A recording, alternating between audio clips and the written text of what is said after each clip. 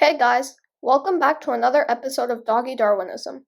After an astronomy class, Shadow had a question about solar flares and their impact on Earth. With that being said, make sure to like, subscribe, and hit the notification bell for more. In order to dive deeper, we're gonna have to learn some terms and their definitions. The first being plasma. For those of you who don't know, plasma is another state of matter. Plasma is a gas consisting of ions.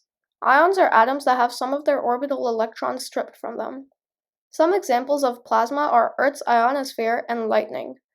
The second term is a coronal mass ejection. Coronal mass ejections, or CMEs, are massive amounts of plasma that are released from the solar corona. They normally originate from active regions on the sun, such as sunspots. The sun also releases an average of 3 CMEs per day.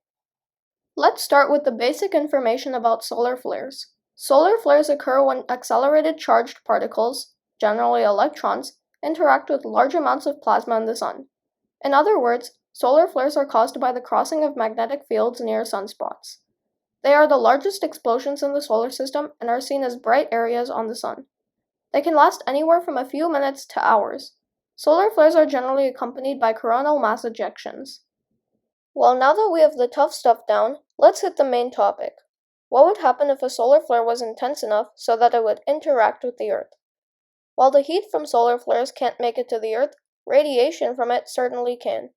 When the electromagnetic radiation first reaches the Earth, it could mess up some circuits on the satellite and cause calculations to be off.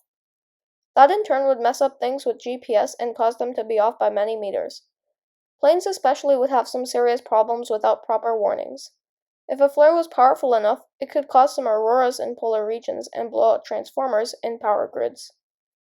You might think, well, what about that colossal solar flare that I've seen in sci-fi movies that rips Earth to shreds? Don't worry guys, this isn't actually possible. Even a solar flare at its worst, such as the 1859 event, would take around 5 years to make a full recovery. That's a small price to pay for your planet in my opinion. Well guys, that's it for today's video. Thanks for watching and I hope you enjoyed it.